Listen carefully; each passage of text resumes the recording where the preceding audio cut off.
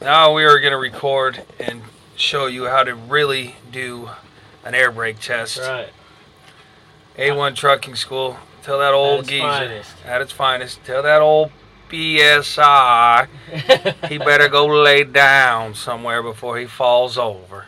Alright, we're going to do a safety start. Hands on the wheel. Check both mirrors. Check my shifter. Check my mirrors again. And we're going to go ahead and start the vehicle. Oh. All clear. Alright, today we're going to do an air brakes and in-cab inspection.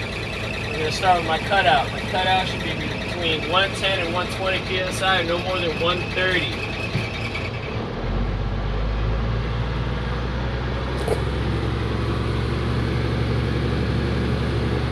Take notes, Constantine. And don't bore the DMV lady to death explaining to her a bunch of shit she knows. She does it every day.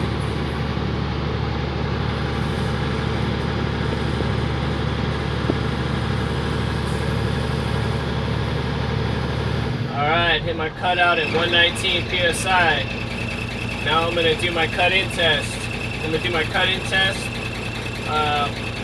It should be around 100, no less than 85. I'm going to do it in intervals of 5 psi with 10 seconds in between. 1, 2, 3, 4, 5, 6, 7, 8, 9, 10. 1, 2, 3, 4, 5, 6, 7, 8, 9, 10. 1. The needle started to move at 93 psi. 93 psi is my cut-in. Now I'm going to do an applied pressure test. I'm going to go ahead and shut the vehicle off. I'm going to put my truck in low gear. I'm going to release the parking brake. I'm going to let my air stabilize. Air stabilized. Now I'm going to do 1 minute and 20 seconds. My first 20 seconds is going to be to let my air stabilize in the tank again, and then my 60 seconds will be my applied pressure test.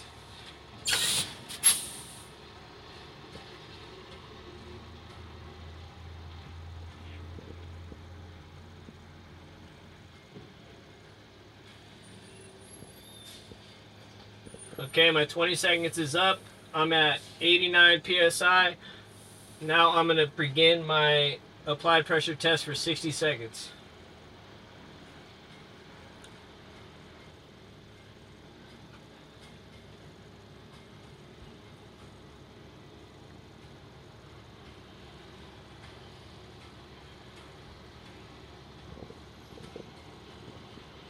Okay, my 60 seconds is up. I'm at 89 psi.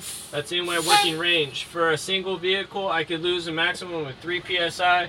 For a combination vehicle, I could lose 4. We're driving a single vehicle today, and I lost no psi. I'm still at 89, so I'm within my working range, and it's working properly.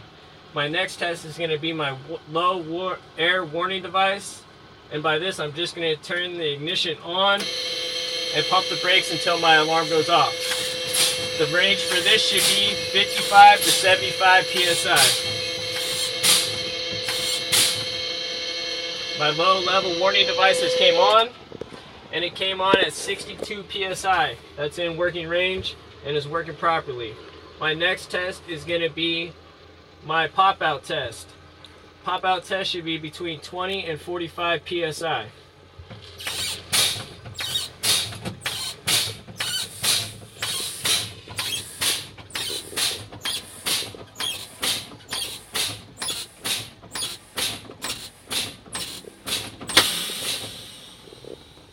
My parking brake popped out at 30 psi, which is in working range and is working correctly. My next thing I'm going to do is start up my truck and let it come back to my maximum cutout. Do my safety start.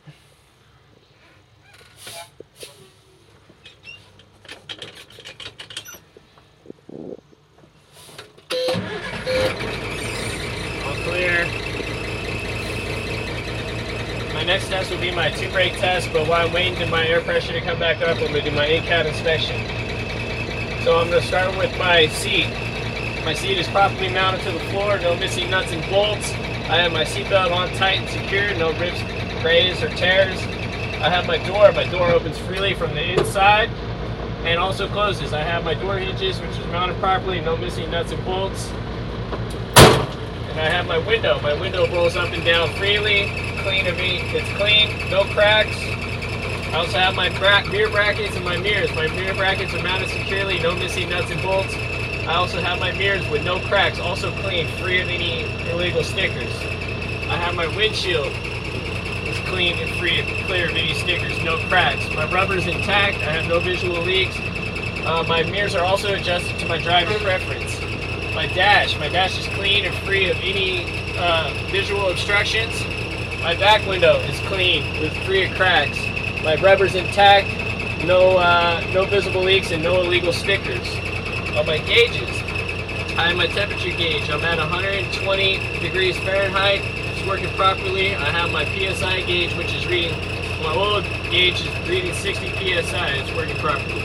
My volt gauge is reading 13 volts, is in the green, and it's working properly. And my RPM gauge is working properly.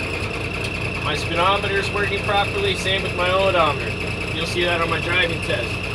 I have my fuel gauge, which is working properly, reading full right now. It's never no less than a quarter tank. My air gauge is working properly, as you just showed you on the last test. I have my low beams. I have my high beams.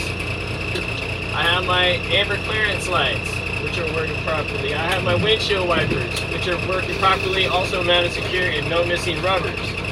I have my heater. And I have my defroster, both working properly. I have my radio. That thing don't really work that good. I have my gear shifter. It's working properly. My boot is securely mounted with no rips or holes in it. I have my steering wheel. My steering wheel has no damage, no cracks, and it has no more than 2 inches of play. My horn is also working properly. My city horn. I have my highway horn. I have my left turn signal, or my right turn signal, my left turn signal, both working properly, and my four-way flashers are working properly. The floor of my cab is clean and free of any debris, same with underneath my pedals. I have my 3 reflective emergency triangles, also with extra fuses and lights. I have my fire extinguisher, which is rated and dated and charged and secured properly.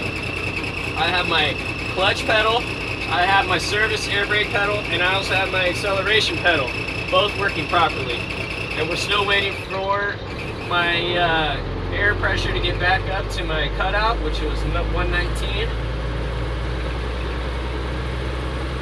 Give it a little gas to speed it up. If you study this at home, Constantine, you'll be a much better driver.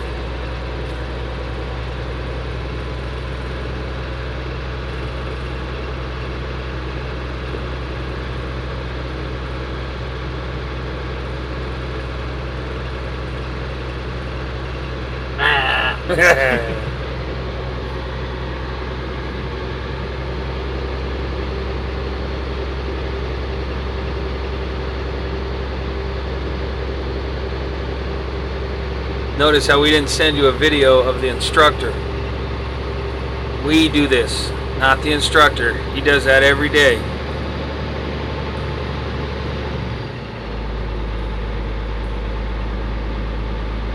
Almost there.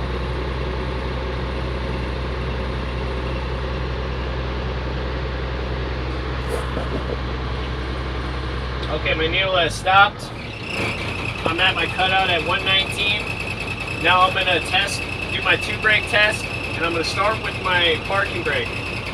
I'm gonna put my truck into low gear. I'm gonna release the clutch and we should not move.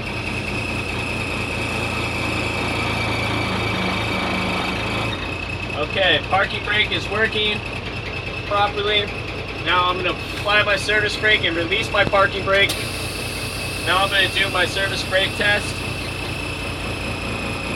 By releasing the clutch, it should not move, and it did not move. Both are working properly. That completes my in-cab and my air brake inspection or test, and If you would, sir, can you please get out and help me verify if my front headlights are working, my turn signals, my four-way flasher, my clearance lights, my tail lights, my backup lights are all working properly. And that concludes how you properly do an air brake test and an in-cab inspection.